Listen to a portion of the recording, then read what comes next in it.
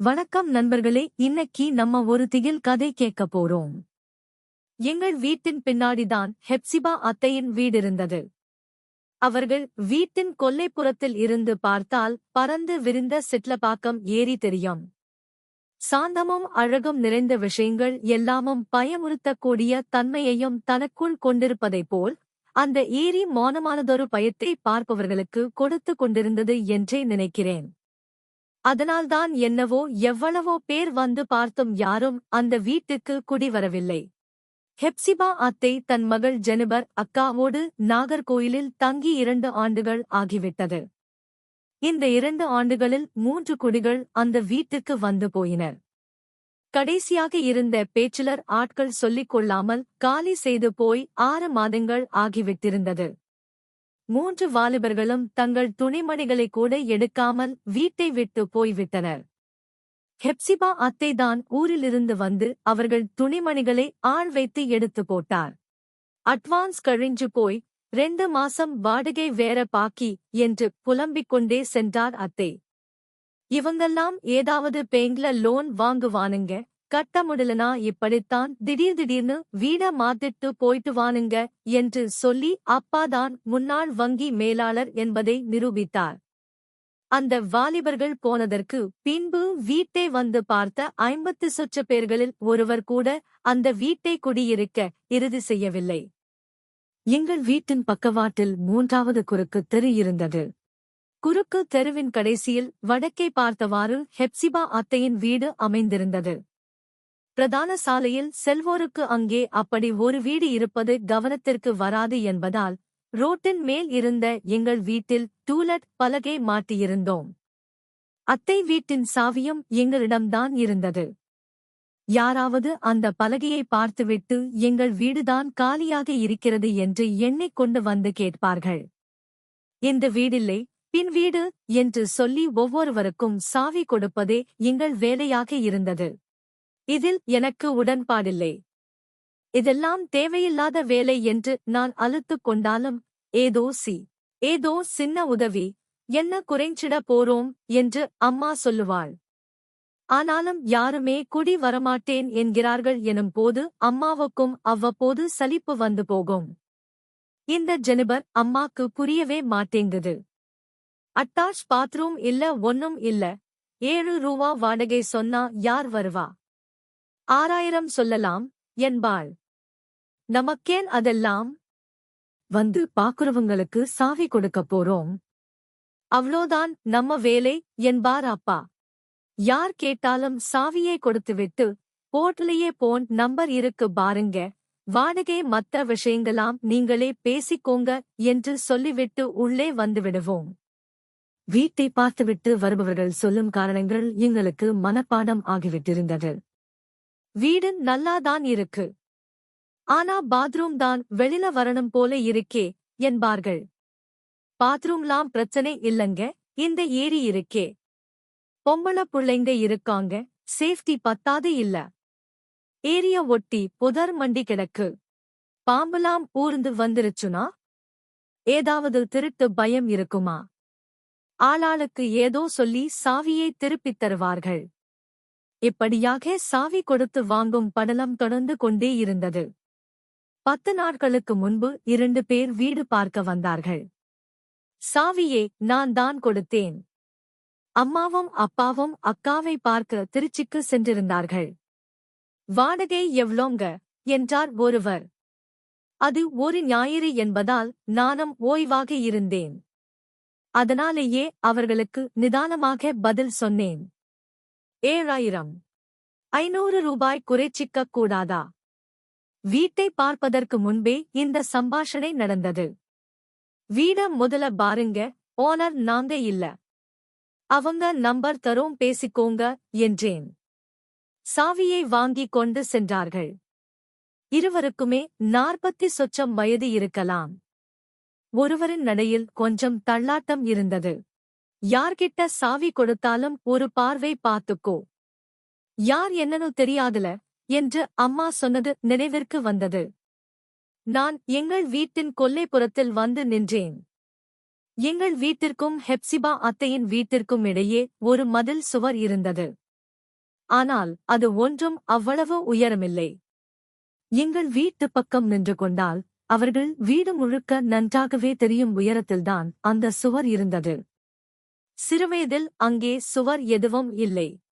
எங்கள் அக்காவிற்கு கட்டிக் கொடுத்த ஸ்நாக்ஸை ஜெனிபர் அக்கா பிடுங்கி தின்றுவிட்டதாக என் அக்கா வீட்டில் வந்த அழ, இதை எங்கள் அம்மா ஹெப்சிபா அத்தையிடம் கேட்க அப்படியே பேச்சு வளர்ந்து ஹெப்சிபா அத்தையின் மாமனாருக்கும் எங்கள் தாத்தாவிற்கும் சண்டையாகி போனது. விளைவு, மறுவாரமே எங்கள் தாத்தா சுவரை எழுப்பிவிட்டார். காலப்போக்கில் தாத்தாக்கள் மறைய சண்டையும் மனஸ்தாபமும் மறைந்து போய்விட்டது. திருச்சியில் இருக்கும் என் அக்காவும் நாகர்கோயிலில் இருக்கும் ஜெனிபர் அக்காவும் பேஸ்புக்கில் சகஜமாக உரையாடிக் கொண்டுதான் இருக்கிறார்கள். பூட்டு திறக்கப்படும் சப்தம் கேட்டது. நான் மதில் சுவரை பிடித்தவாறே அத்தை வீட்டின் கதவை பார்த்தேன். கதவின் மேல் பகுதியில் வாதை உன் கூடாரத்தை அணுகாது என்ற ஸ்டிக்கர் ஒட்டப்பட்டிருந்தது. இருவருமே உள்ளே செல்லலாமா என்று யோசிப்பது போல் வாசலில் நின்றனர். என்னடா என்றார் ஒருவர். கதவு அதுவா திறந்துக்குது தல எனறார் தள்ளாட்டம் நிறைந்தவர். தே, நீ பூட்ட திறந்த வேகத்துல ஓபன் ஆகியிருக்கும். இல்ல தல, எனக்கு பயமாயிருக்கு. போயிட்டலாம் தல. தே, இன்னும் வீடையே பாக்கல. அதுக்குள்ள ஏதேதோ உளறுற. கம்மியா குடிடானா கேட்குறியா? வேணாம் வேணாம், இந்த வீடே வேணாம். இங்க நிக்கவே முடியல. உடம்புலாம் எரியுது. அந்த ஆசாமி விட்டால் போதும் என்று வெளியேறினார். எனக்கு ஆச்சரியமாக இருந்தது. அதுவரை அப்படி யாரும் சொன்னதாக தெரியவில்லை. நான் அமைதியாக பார்த்து கொண்டிருந்தேன். இன்னொருவர் வீட்டை பூட்டிவிட்டு சாவியை மதில் சுவரின் மேலாக என்னிடம் கொடுத்தார். நீங்க ஒன்னும் நினைச்சுக்காதீங்க, வாடகை அதிகம்னு யோசிக்கிறான் போல. ஆளு நிதானமா வேற இல்ல, அப்புறம் ஏன் வீடு பார்க்க வந்தீர்கள் என்று மனதில் நினைத்துக் கொண்டேன். வந்தவர் போதை ஆசாமி என்று தெரிந்ததால் நான் இந்த விஷயத்தை பொருட்படுத்தவில்லை. ஓரிரு நாட்கள் கழித்து 2 பெண்மணிகள் வீடு பார்க்க வந்திருந்தார்கள். ஒருவருக்கு 30 வயதிற்குள் இருக்கும். இன்னொருவர் 60 கடந்தவராக இருந்தார்.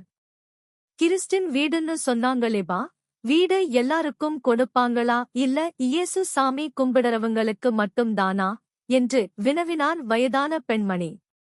மஞ்சள் குளித்த முகம், கழுத்தில் துளசி மாலை. அப்டிலாம் இல்லங்க, எல்லாருக்கும் விடுவாங்க. இதுக்கு முன்னாடி இருந்த யாருமே கிறிஸ்டின்ஸ் இல்ல.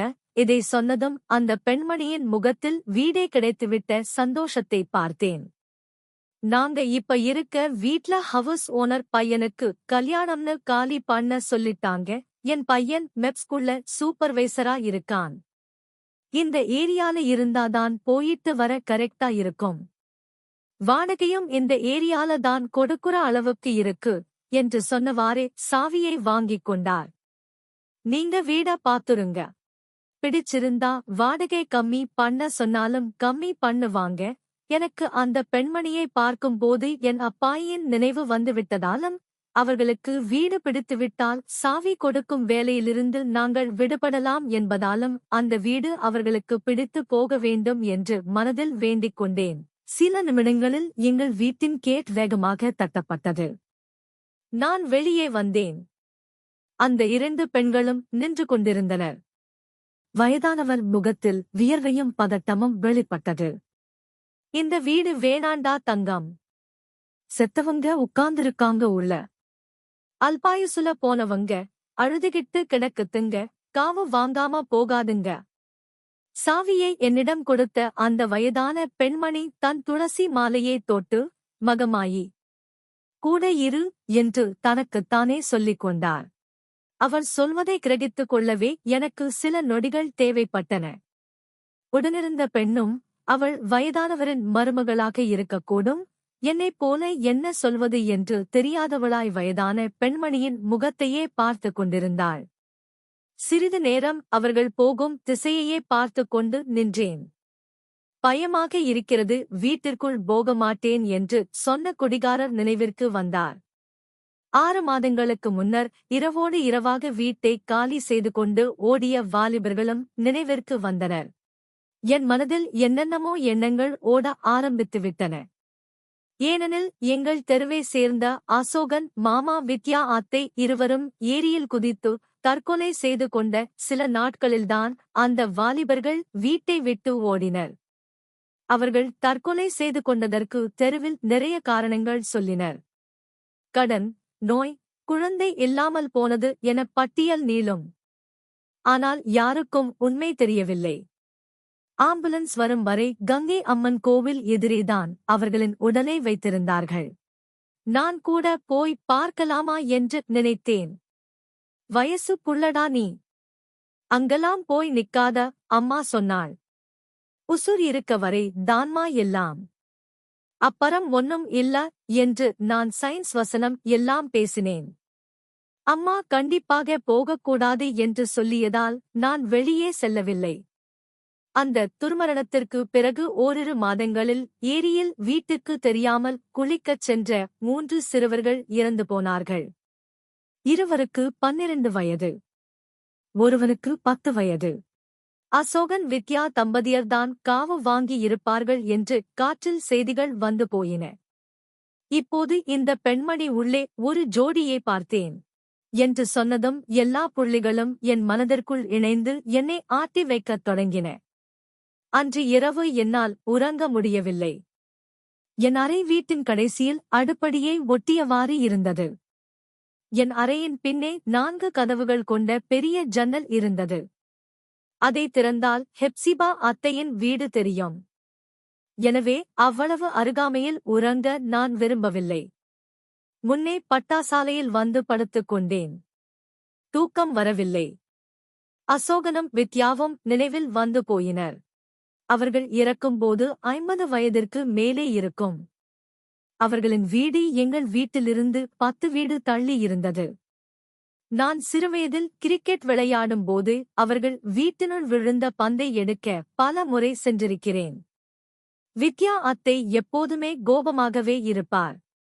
அசோகன் மாமா மட்டும் எப்போதாவது என்னை பார்த்து புன்னகை செய்வார். ஓரிரு முறை தேன் மிட்டாய் வாங்கி கொடுத்திருக்கிறார். அவர்கள் தெருவில் யாரோடும் இணக்கமாக இருந்ததில்லை. அக்கம் பக்கத்தினரோடு ஏதாவது ஒரு காரணத்திற்காக சண்டை போட்டுக் கொண்டே இருந்தார்கள். அண்டை வீட்டின் பூனை தொந்தரவு செய்கிறது என்று ஒருமுறை பாலில் எலி மருந்து கலந்து அந்த பூனைக்கு கொடுத்துவிட்ட பிரச்சனை காவல் நிலையம் வரை சென்றது. அதன் பின் அவர்கள் யாரோடும் உரையாடவில்லை. எனக்கு கண்களை மூடினால் அசோகன் மாமாவின் புன்னகையும் வித்யா அத்தையின் கோபமான முகமும் சிந்தனையில் படமாக விரிந்தது. வீட்டின் அடுப்படியை பார்த்தேன். யாரோ நடமாடுவது போல் இருந்தது. பிரம்மை என்று மனம் சொன்னது. வெளியே நாய்களும் வழக்கத்தை விட அதிகமாக ஊளையிடுவது கேட்டது. நான் மீண்டும் கண்களை மூடினேன். சில நொடிகளில் அறையில் ஊதுவத்தி வாசனை பரவியது. நான் கண்களை திறக்கவில்லை. யாரோ என் தலைமாட்டில் வந்து அமர்வது போல் இருந்தது. தேன் முட்டாய் வேணுமாடா குட்டி, ஒரு ஆணின் குரல் கேட்டது. அந்த சாமியாடி பெண்மணியே நினைத்துக் கொண்டேன். மகமாயி, கூட இரு என்று அவர் சொன்ன வார்த்தைகள் என் காதுகளில் ஒலித்தன. நான் தைரியத்தை வரவழைத்துக் கொண்டு கண்களை திறந்தேன். அந்த இரவின் அமைதியில் பேன் ஓடும் சப்தம் மட்டுமே கேட்டது. எந்த வாசனையும் இல்லை. அம்மா அப்பா வருவதற்கு இன்னும் 1 வாரம் ஆகும். வந்தாலும் அம்மாவிடம் இதையெல்லாம் வெளிப்படையாக சொல்லவும் முடியாது. ஓரிரவை கழித்து விட்டால் மறுநாள் நண்பர்களோடு தங்கிக் கொள்ளலாம் என்று தோன்றியது. நான் மொபைலில் ஐயப்பன் பாடல்களை போட்டு பக்கத்தில் வைத்துக் கொண்டேன். இருமுடி தாங்கி ஒருமனதாகி பாடல் சப்தமாக ஓடியது. துணைக்கு யாரோ இருப்பது போல இருந்தது. திடீரென்று அசோகன் வித்யா தம்பதியர் கிறிஸ்தவர்களாக மதம் மாறிவிட்டது நினைவிற்கு வந்தபோது தேவைப்பட்டால் இயேசு பாடல்களையும் போட்டுக் கொள்ளலாம் என்று நினைத்துக் கொண்டேன். எப்போது உறங்கினேன் என்று தெரியவில்லை. விடிந்திருந்தது. நான் தயங்கி அடுப்படி பக்கம் சென்றேன். வீடு எப்போதும் போல அமைதியாக இருந்தது. என் அறையினுள் நுழைந்த பின் ஜன்னல் கதவை கொஞ்சமாக திறந்து இடுக்கின் வழியே ஹெப்சிபா அத்தையின் வீட்டை பார்த்தேன். அவர் வீட்டின் கதவின் மேலே அணுகாது என்ற வார்த்தை மட்டும் பார்வைக்கு தெரிந்தது. வீட்டினுள் எந்த சலனமும் இல்லை.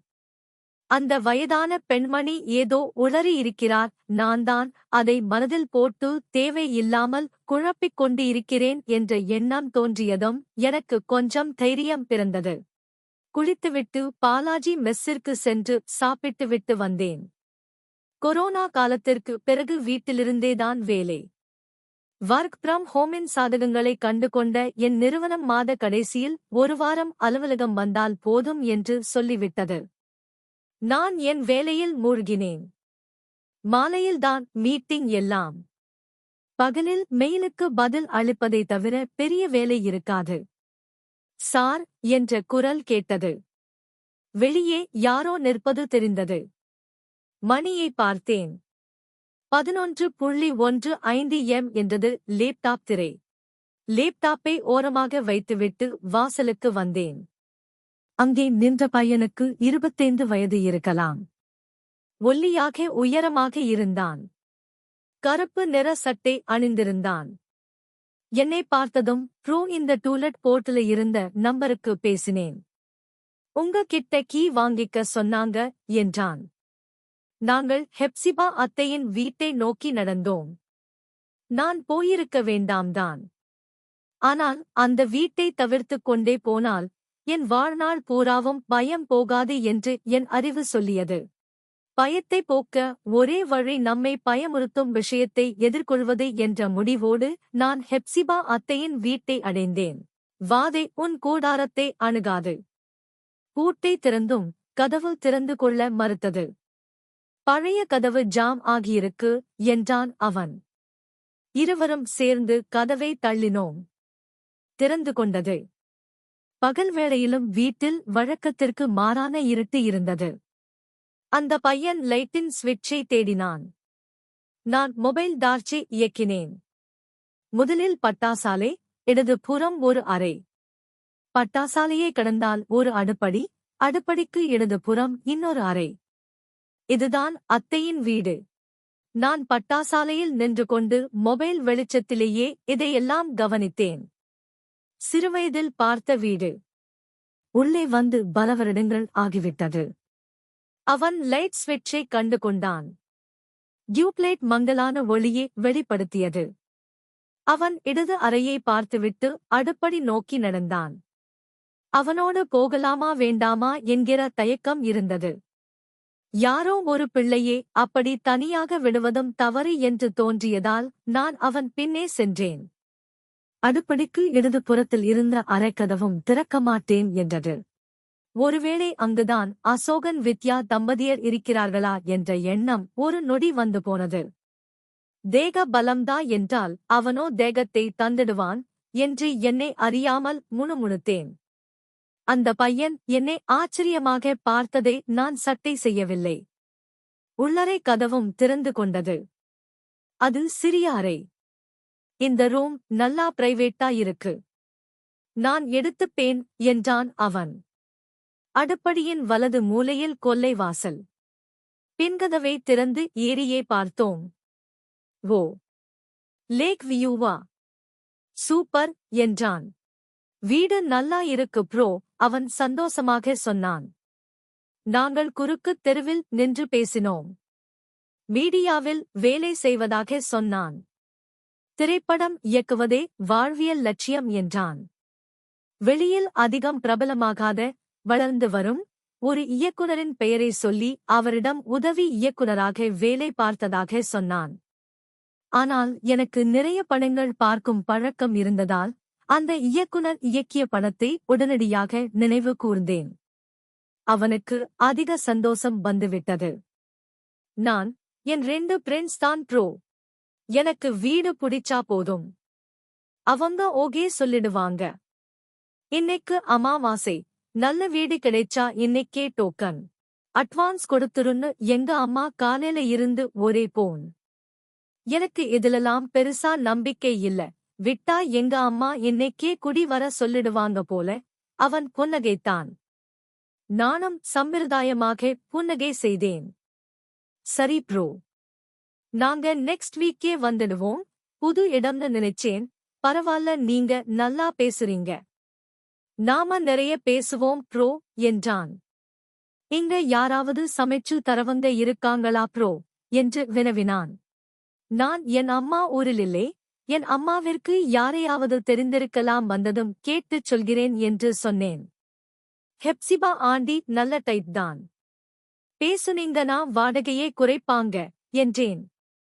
இப்பவே பேசுறேன். உடனே டோக்கன் அட்வான்ஸ பே பண்ணிடுறேன். நல்ல வீடு. இல்லனா மிஸ் ஆகிடும் என்று அவன் போனை கையில் எடுத்தான். நான் அங்கிருந்து நகர்ந்தேன்.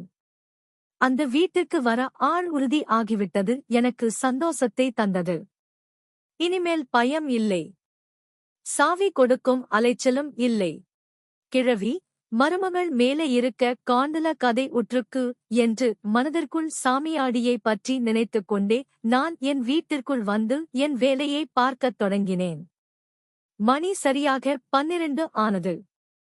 மனம் லேசாக இருந்தது. அடுப்படிக்கு சென்று ஒரு கிரீன் டீயை போட்டு எடுத்து வந்து லேப்டாப் முன்னே அமர்ந்தேன். என் வேலை தொடர்ந்தது. 1 மணி நேரம் போயிருக்கும். ஒரே இடத்தில் அமர்ந்திருக்கிறாய், கொஞ்சம் உடலை அசைந்து கொடு என்று ஸ்மார்ட் வாட்ச் சொல்லியது. நான் எழுந்து வாசல் வரை வந்தேன். தெருவில் சப்தமாக குரல்கள் கேட்டன. வெளியே வந்து பார்த்தேன். கங்கை அம்மன் கோவில் எதிரே ஏதோ சலசலப்பு. கேட்டை சாத்திவிட்டு அங்கே சென்றேன். கோவில் எதிரே 4வது குறுக்கு தெரு இருந்தது. குறுக்கு தெரு முடியும் இடத்தில் ஏரியின் கரை இருந்தது.